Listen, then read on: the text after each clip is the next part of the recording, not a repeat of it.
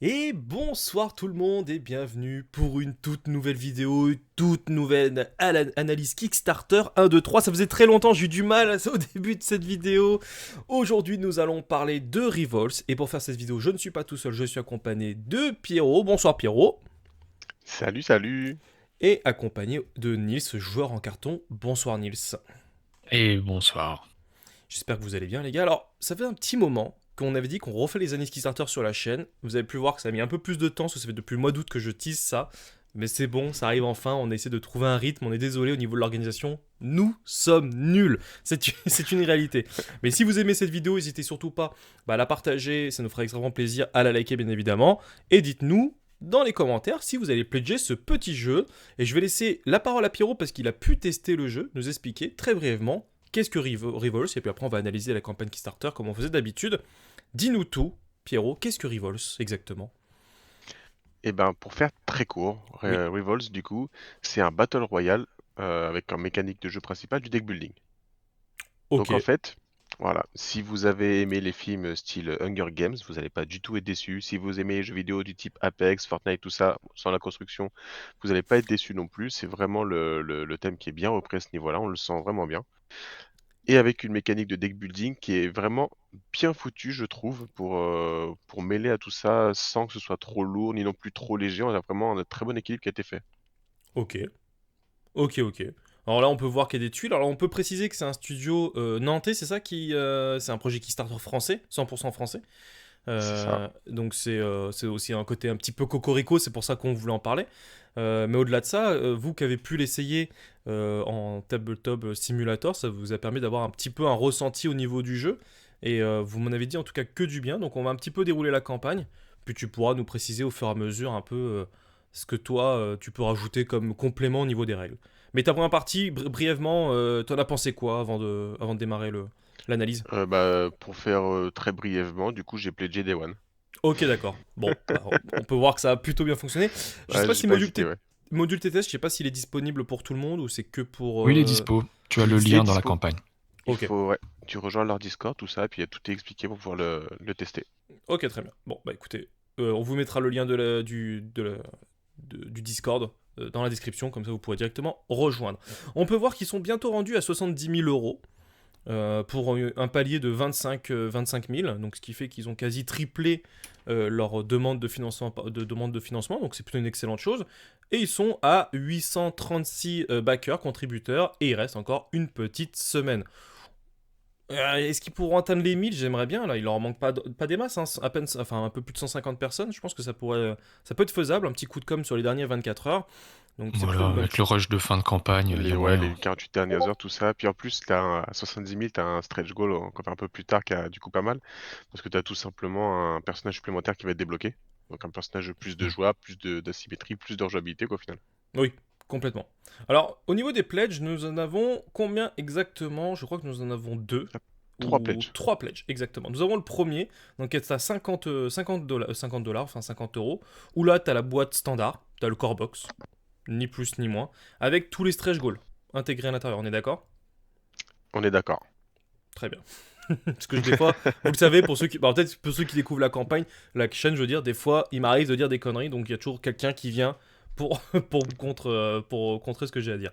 Nous avons la boîte de luxe à 80 euros, qui celle-ci, en fait, qu'est-ce qu'elle comporte de plus, en fait, ce que je vois qu'ils ont un peu changé leur page par rapport à d'habitude. Eh bien, Euh, en fait, tu vas avoir un playmat pour ok, venir poser toutes les tuiles pour pouvoir jouer.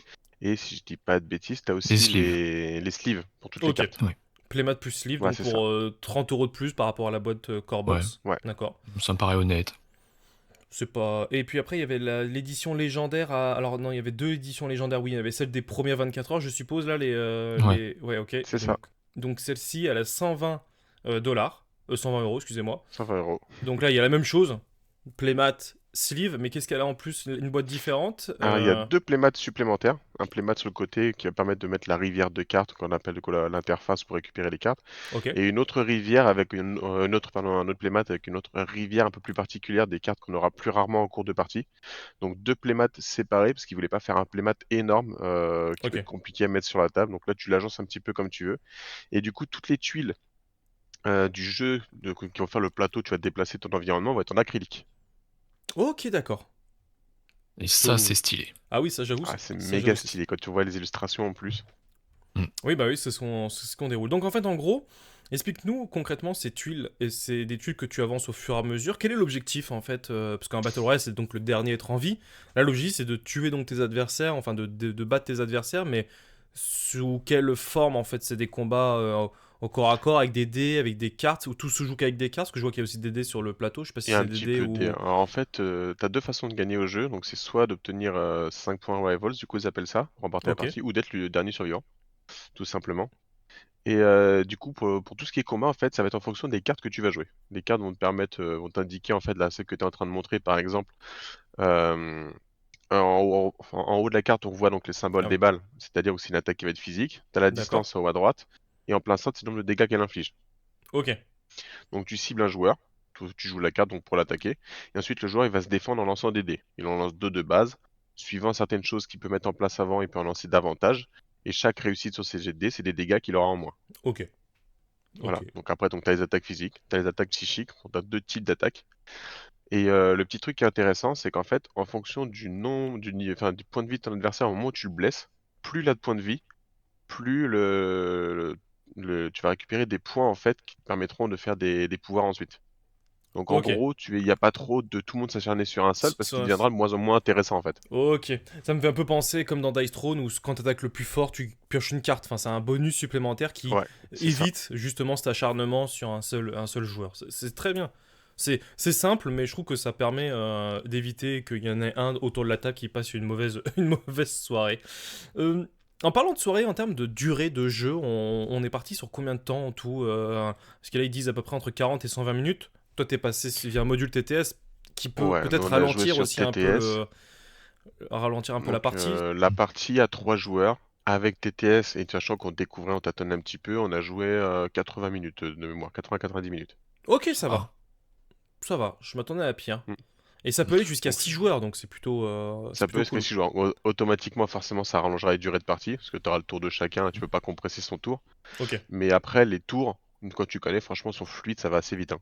Oui, c'est peut-être la première partie qui risque d'être un peu Ouais, longue, faut, mais. faut pas faire la première partie à 6 parce que là, clairement, tu rejoues plus sinon au jeu, hein. Bah après, ça te permet à Ah tout le oui. monde de comprendre les règles d'un coup. Alors, Ah. faut en faire une deuxième tout de suite derrière, c'est dommage de c'est dégoûter. c'est ça. Du coup, j'imagine que ton plateau, parce que là, je vois que si on regarde un petit peu la page, en fait, c'est un plateau qui va vivre au fur et à mesure de tes parties. Tu mets des tuiles au hasard, c'est... Exactement. En fait, Ouais. donc tu vas avoir des tuiles qui vont être placées. Bon, tu as la tuile centrale avec le volcan là qui sera toujours ici.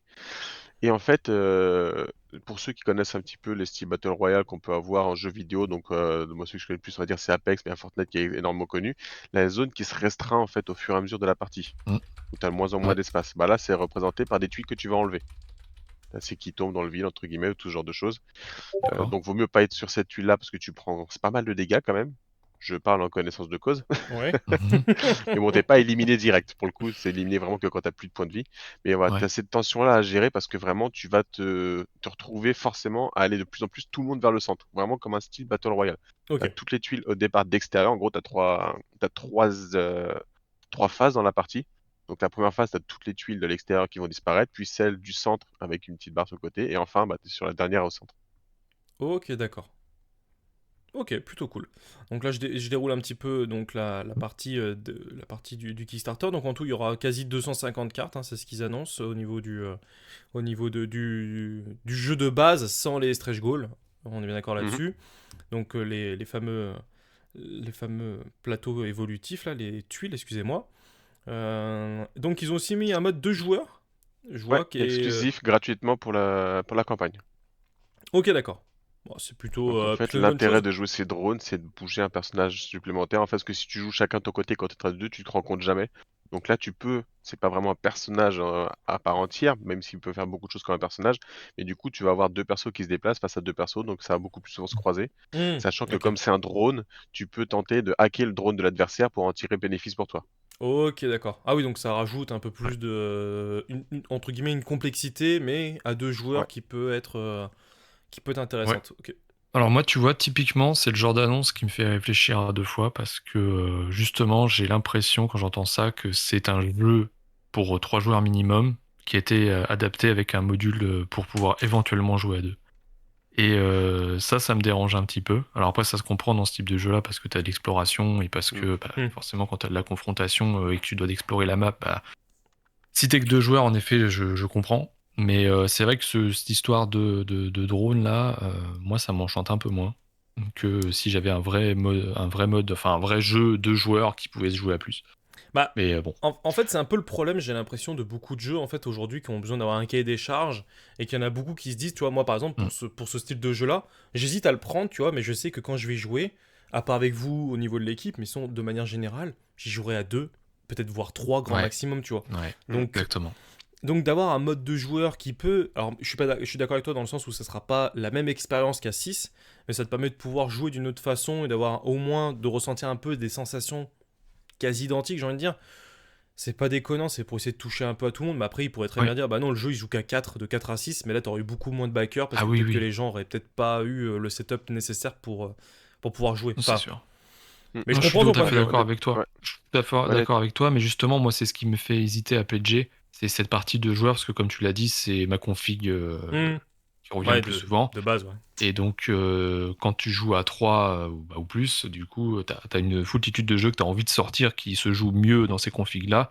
Et donc, je m'en Que... rajouterai un en plus, en fait, sur ma pile, quoi. Ok, Ouais. ouais, c'est pas faux. Pour le coup, celui-là, à partir de 3, il tourne vraiment très très bien. Du coup, c'est la config que nous on a testé.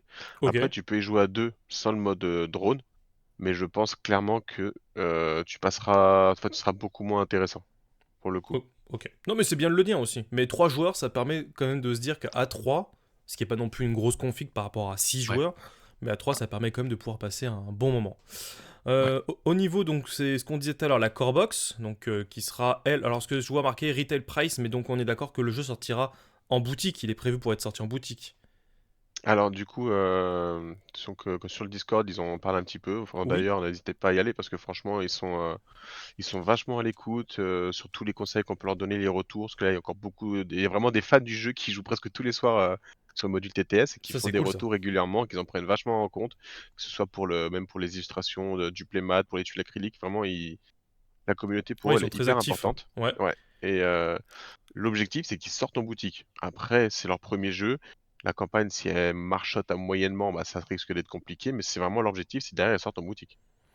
Bah après, quand tu vois que t'es proche du 75 000 dollars, donc qui est 3 fois ce que tu avais demandé initialement, est-ce qu'on peut dire que ça marchote? Je pense pas qu'ils attendaient à avoir le million Non, bien sur. sûr. Donc peut-être que c'est envisageable. Mais Oui, non, mais pour eux, c'est clairement leur objectif. oui, Après, je suis pas assez proche d'eux pour oui, dire pour si oui pouvoir. ou non ils ont des contacts, tout ça, mais ils veulent qu'ils sortent en boutique. Ok. Bon, pour l'instant, on va dire que c'est pas sûr, donc si vous voulez vraiment le jeu, c'est maintenant. Donc là, la core box, ok, plus tous les stretch goals, c'est ce qu'on disait tout à l'heure. La deluxe, donc avec le playmat plus les sleeves.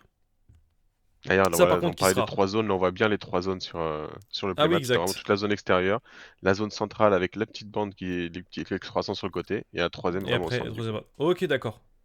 Donc là, pareil, exclusive Kickstarter. Donc là, pour le coup, si ça vous intéresse, parce que moi, tu vois, la légende, elle me plaît plutôt bien. Je la prendrais.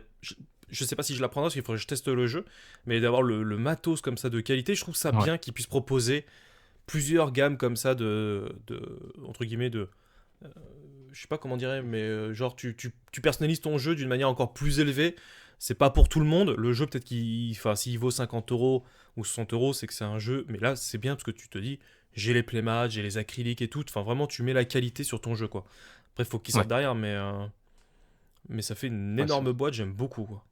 ouais. En tout cas, c'est le pledge qui a été le plus choisi encore jusqu'ici, hein, parce que Bah, ah, comment dire, sur l'Early Bird, t'en as 299, et même ouais, après, en dehors de l'Early Bird, t'en as encore 193 à l'heure où on tourne. ok. Mm. Si tu prends les autres pledges, t'as 60 et 175 seulement, quoi. Ouais, mais après, enfin, quand t'es sur Kickstarter, je dis pas que t'as pas envie de prendre la version de boutique, c'est bien qu'on le propose, mais il y a Mm. aussi beaucoup qui se font plaisir, qui disent, bah tiens, je vais prendre le niveau du dessus parce que bah voilà, c'est du Kickstarter, c'est Bien quelque sûr. chose que et je comprends parfaitement, mais encore une fois, je trouve ça bien qu'ils puissent proposer plusieurs. Donc le gameplay, bon, tu l'as un petit peu détaillé au fur et à mesure, mais là il y a toute la partie où il l'explique. Le deck building, on n'en a pas trop parlé au niveau du deck building. Est-ce que tu peux nous détailler ça ressemble à un jeu que genre, je pense à Dune, que t'aimes beaucoup, toi, par exemple. Est-ce que c'est proche de ça? Comment ça marche au niveau du fonctionnement du deck building? Alors pour le deck building, en fait, je vais parler très rapidement du mécanique du jeu, parce que tu as de la ressource à gérer. C'est-à-dire qu'en fait, à ton tour de jeu, tu vas avoir 3 points d'action à jouer. Donc tes Ok. points d'action te servent à te déplacer, par exemple, mais aussi à jouer des cartes qui peuvent avoir un coût, qui est noté dans ces cas-là en haut à gauche, qu'on voit sur tes cartes là qui apparaissent. Oui. Il y en a qui valent 1, 2 ou 0, voilà. Oui, voilà, c'est ça. Donc en fait, tu dois gérer tes points d'action en fonction des cartes que tu vas jouer et des déplacements et des différentes actions que tu vas faire. Ok. Tu as une action de récolter les ressources. Tu vas récolter les ressources des 3 cases de la tuile où tu es, parce que donc tu as 3 cases à chaque fois, avec Mm. un bonus sur la case où tu es. Et donc tu vas pouvoir récupérer, donc tu as de la résine, tu as des cristaux et des cartes.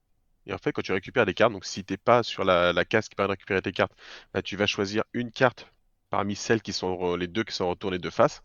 Ou alors Ok. tu retournes deux au hasard, mais tu sais pas ce que tu vas avoir, il faudra que tu choisisses parmi celles-là.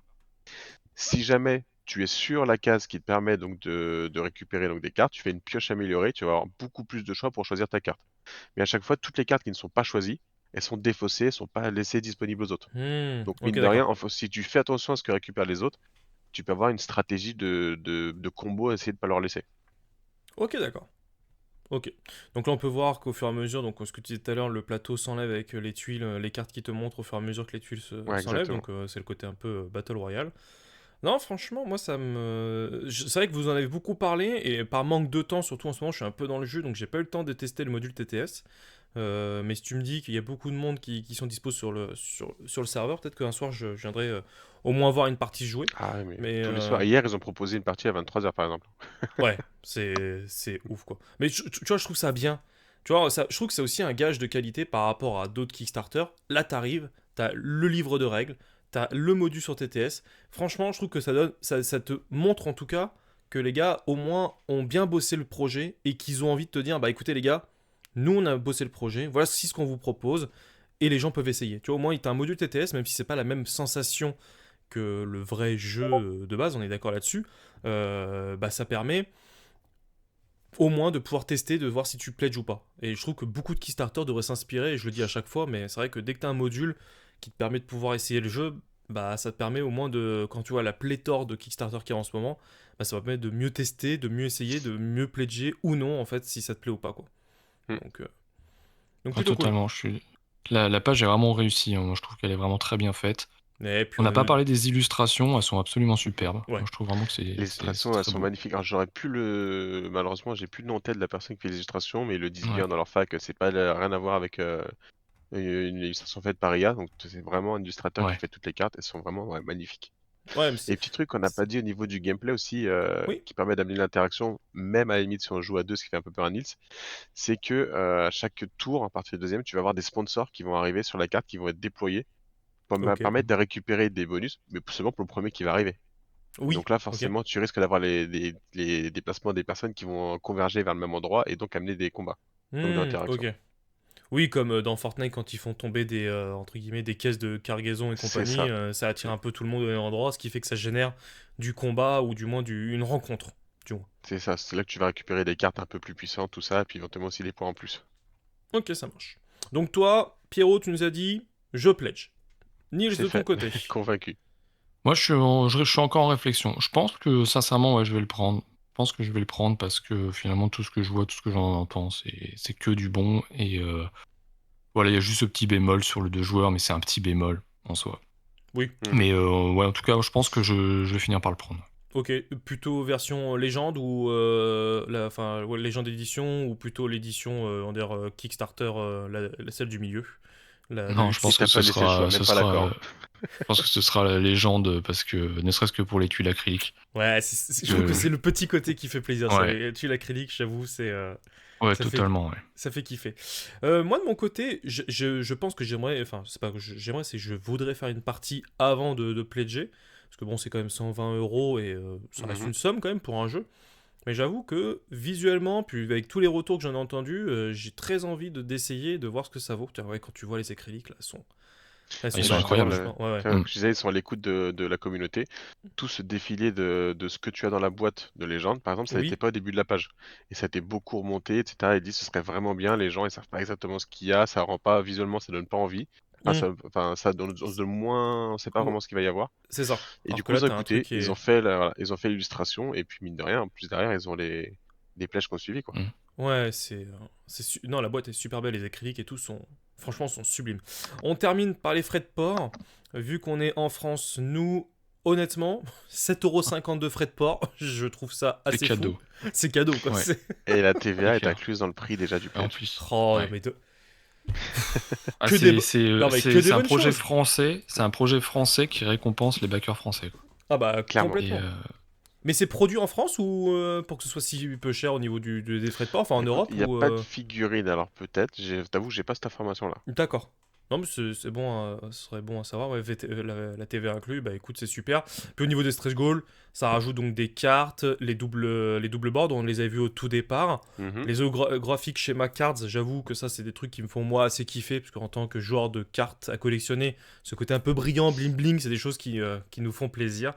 Euh, donc après, bah, forcément, tu améliores le matériel, tu rajoutes des cartes, enfin bref, ça permet de plus de rejouabilité. Mm. C'est franchement une très très bonne chose. Et là, le dernier qui n'a pas encore été débloqué, c'est un 7ème personnage, c'est ça ou C'est ça. Ça s'appelle les Hachak, du coup, c'est le nom des personnages. Il s'appellera Renko, celui-là. Ok, donc celui-là, c'est celui qui est proche d'être débloqué, parce que je crois qu'on était à 68 000, donc on est proche de le C'est ça. débloquer. Donc c'est une bonne chose. Et puis après, on aura donc un schéma cards. Donc ils ont présenté déjà jusqu'au centième, enfin jusqu'aux 100 000 euros Mhm. avec un 8ème personnage. Donc c'est plutôt cool. C'est plutôt L'intérêt cool. du coup des persos, c'est qu'ils ont chacun un pouvoir ultime différent des uns des autres, et ils viennent avec un deck de cartes différent des uns des autres. Donc ils jouent vraiment de façon totalement Totalement différente. différent. Donc d'avoir des nouveaux En personnages plus, permet ouais, une rejouabilité au c'est niveau ça. du jeu. Sachant qu'en plus, à chaque partie, tu vas avoir une carte guild qui va te donner aussi un pouvoir passif ou actif une fois par tour que tu pourras utiliser différent des uns des autres, quoi. Ok, Hmm. c'est une excellente nouvelle. Eh ben écoutez, bah, je pense qu'on a fait le tour de cette petite campagne Kickstarter pour la reprise de ces analyses Kickstarter. J'espère que cette vidéo vous aura plu. Je remercie encore une nouvelle fois Pierrot et Nils de leur présence pour m'éclairer sur mes questions un petit peu bêtes au niveau du jeu. On vous met dans la description le lien donc pour la campagne Kickstarter, le lien du Discord, en espérant que ça vous fait plaisir. Et je sais pas si dans les 8 prochains jours on aura le temps de tourner une vidéo, mais si j'arrive à tester le jeu avant et qu'on arrive à aller un peu plus vite au niveau du TTS, que ce soit assez fluide, même pourquoi pas essayer de le faire en live, peut-être lors de leur pledge manager. Je sais pas s'il y aura un pledge manager ou pas au niveau du Kickstarter, mais ça pourrait être intéressant durant le pledge de faire une petite vidéo en live d'une partie genre à 4, si on a un peu à avoir une maîtrise du jeu pour que ce soit fluide, parce que TTS déjà ralentit un petit peu le gameplay, mais c'est un truc qui pourrait être intéressant à voir. Et ben écoutez, merci Nils, merci Avec merci plaisir. Pierrot. On se retrouve Mais donc avec plaisir. à très très vite pour une nouvelle analyse Kickstarter. Et on vous souhaite à tous une excellente fin de journée. À très très vite pour Entre Jeux Studio. Salut tout le monde! Ciao! Salut!